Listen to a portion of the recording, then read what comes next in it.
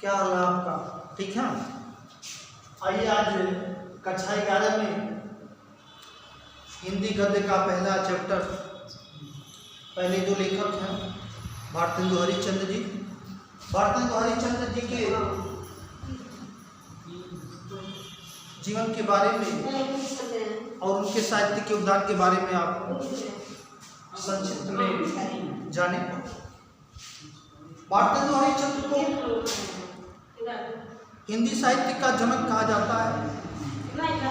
हिंदी साहित्य के पितामह के रूप में इनको जाना जाता है। इनका जन्म सन 1850 ईस्वी में काशी में हुआ था। काशी के वैश्य परिवार में इनका जन्म हुआ। जन्मस्थान काशी। मात्र 13 साल की अवस्था में इनका विवाह मनोदेवी के साथ हो गया। काव्य सृजन की क्षमता इनके अंदर बचपन से ही थी। 5 वर्ष की अवस्था में इन्होंने पहला छंद लिख दिया था। पिता का नाम गोपाल चंद्र गिरधर दास। शिक्षा इनकी घर पर ही हुई थी। अंग्रेजी, बंगला, गुजराती, हिंदी आदि भाषाओं का इन्होंने घर पर ही अध्ययन किया। बाद में क्वींस कॉलेज में इनका दाखिला करवाया गया। रुचि काव्य रचना के प्रति इनकी अत्यधिक थी। लेखन की जो विधा इनकी बताई गई, नाटक, निबंध, यात्रा वृत्तांत, जीवनी, कहानी, कविताएं, सब कुछ इन्होंने लिखा। साहित्य में पहचान इनकी निबंधकार, आलोचक, संपादक और कवि के रूप में हुई। भाषा शैली इनकी शुद्ध साहित्यिक, सरल एवं व्यवहारिक, विचारात्मक, विवरणात्मक और व्यंग्यात्मक शैली में इन्होंने अपने लेखों को लिखा। साहित्य में स्थान इनके योगदान को देखते हुए, इनकी उपलब्धि को देखते हुए उस युग का नाम ही पड़ गया भारतेंदु युग। कौन सा नाम पड़ा? भारतेंदु युग। कवि वचन सुधा और भारतेंदु मैगजीन नाम की पत्रिकाओं का, पत्रों का इन्होंने संपादन भी किया। रचनाएं तो बहुत अधिक थी इनकी। थोड़ा सा शार्ट में देखें कि इन्होंने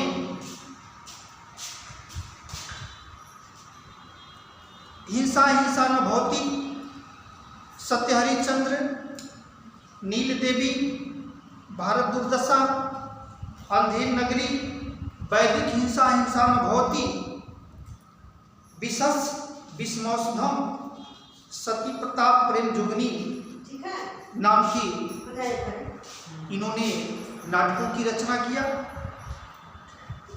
अनुदित रचनाएं इनकी मुद्रा राक्षस, रत्नावली, भारत जननी, विद्या सुंदर, पाखंड विडंबन, दुर्लभ बंधु, कर्पूर मंजरी, धनंजय विजय नाम से इनकी अनुदित रचनाएं थी। निबंध संग्रह में सुलोचना, परिहास वंचक, मदालसा, दिल्ली दरबार दर्पण, लीलावती। ऐतिहासिक ग्रंथों में कश्मीर कुसुम, महाराष्ट्र देश का इतिहास, अग्रवालों की उत्पत्ति, यात्रा वृत्तांत में सरयू पार की यात्रा, लखनऊ की यात्रा, जीवनी में आया सूरदास, जयदेव, महात्मा मोहम्मद आदि की जीवनियां इन्होंने लिखा। भाषा इनकी सरल, सरस और व्यंग्यात्मक शैली में हुई। हिंदी साहित्य का ये चमकता हुआ सितारा बहुत ही कम ही समय में बहुत अधिक रचनाओं को रच करके, लिख करके, और ये हिंदी साहित्य का चमकता हुआ सितारा 1885 ईस्वी में अपने जीवन के मात्र 35 साल गुजारने के बाद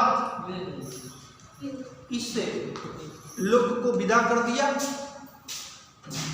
लेकिन उनके योगदान को देखते हुए उस युग का नाम भारतीय युग रखा गया।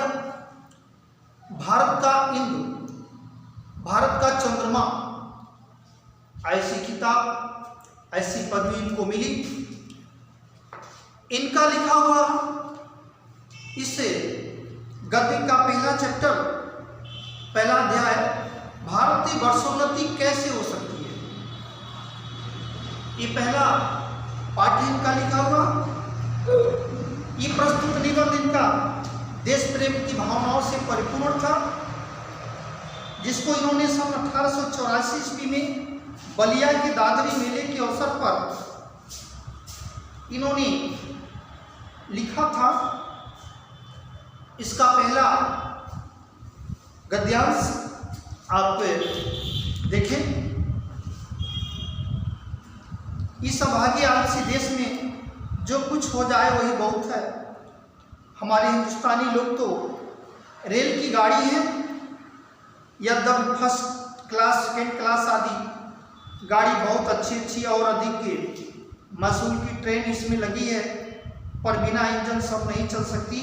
वैसे ही हिंदुस्तानी लोगों को कोई चलाने वाला हो तो ये क्या नहीं कर सकते।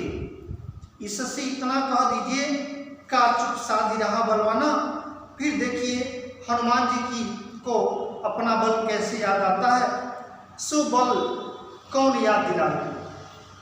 अर्थात हमारे जो हिंदुस्तान के लोग हैं ये बहुत ही आलसी हैं। हिंदुस्तान के लोग कैसे हैं, बड़े ही आलसी स्वभाव के हैं। रेल की गाड़ी है, फर्स्ट क्लास, सेकेंड क्लास की बहुत अच्छी अच्छी गाड़ियां जैसे चलती हैं उसी तरह से ये भी हैं, लेकिन बिना महसूल के, बिना किराए के ट्रेन तो चल नहीं सकती। टिकट तो लेना पड़ेगा, पैसा तो खर्च करना पड़ेगा। वैसे ही हिंदुस्तानी लोगों को कोई चलाने वाला नहीं है। अगर कोई चलाने वाला मिल जाए, जिस तरह से हनुमान जी के बल की याद अंगद जी, जामवंत जी ने दिलवाया, और जब जामवंत जी के द्वारा हनुमान जी को अपने बल की याद आ गई तो बड़े ही कम समय में उन्होंने समुद्र को लांग करके लंका पहुंच गए सीता जी का पता लगाने के लिए। उसी तरह से समस्या आई, विडंबना आई है कि ऐसे हिंदुस्तानी लोगों को उनकी बल की याद कौन दिलाए, कोई दिलाने वाला चाहिए। अब अगले पैराग्राफ को हम अगले दिन पढ़ेंगे। आज बस इतना ही।